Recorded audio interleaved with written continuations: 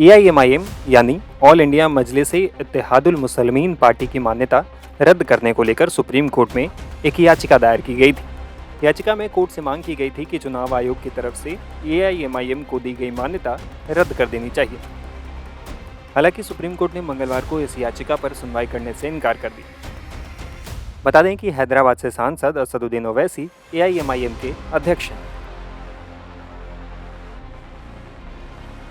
Party की मान्यता रद्द करने की मांग पर सुप्रीम कोर्ट में न्यायमूर्ति सूर्यकांत और न्यायमूर्ति जॉयमाला बागची की पीठ ने याचिकाकर्ता से कहा कि वो राजनीतिक दलों की तरफ से सांप्रदायिक बयानबाजी करने जैसे व्यापक मुद्दे को लेकर एक नई याचिका दायर करें।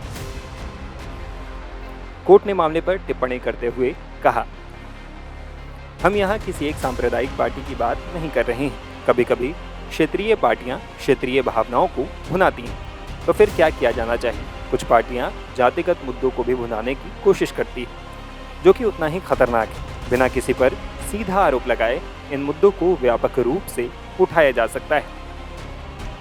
कोर्ट की तरफ से इस टिप्पणी के बाद याचिकाकर्ता ने अपनी याचिका वापस ले ली, लेकिन कोर्ट ने उन्हें ये इजाज़त दी कि वो राजनीतिक दलों में सुधार को लेकर एक नई याचिका दायर कर सकते हैं। दरअसल ये याचिका शिवसेना के तेलंगाना इकाई के अध्यक्ष तिरुपति नरसिंह मुरारी ने दायर की थी। उन्होंने दिल्ली हाई कोर्ट के उस फैसले को चुनौती दी थी जिसमें एआईएमआईएम की रजिस्ट्रेशन रद्द करने की मांग खारिज कर दी गई थी। इससे पहले दिल्ली हाई कोर्ट में मुरारी ने तर्क दिया था कि एआईएमआईएम का संविधान केवल मुसलमानों के हित में काम करने की बात करता है, जो 1951 के जनप्रतिनिधित्व कानून की धारा 29A और भारत के धर्मनिरपेक्ष ढांचे के खिलाफ है। लेकिन हाईकोर्ट के एकल पीठ ने 2024 में यह कहकर याचिका खारिज कर दी थी कि ये मामला चुनाव आयोग के अधिकार क्षेत्र से बाहर है।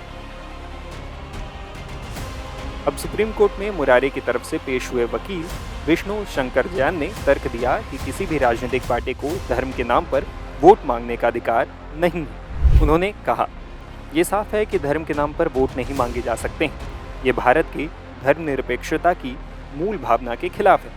अगर कोई पार्टी सत्ता में आकर धर्म के नाम पर काम करे तो ये बोमई जजमेंट के खिलाफ है। अगर मैं चुनाव आयोग के पास जाऊं और कहूं कि मेरी पार्टी वेदों और उपनिषदों के लिए काम करेगी तो उसे भी मंजूरी नहीं मिलेगी।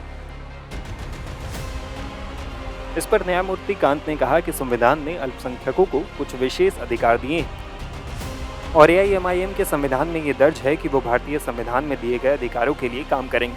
कोर्ट ने कहा, संविधान ने अल्पसंख्यकों को कुछ अधिकार दिए हैं और अगर कोई पार्टी कहती है कि वो इन्हीं संवैधानिक अधिकारों के लिए काम करेगी तो इसमें आपत्ति नहीं होनी चाहिए।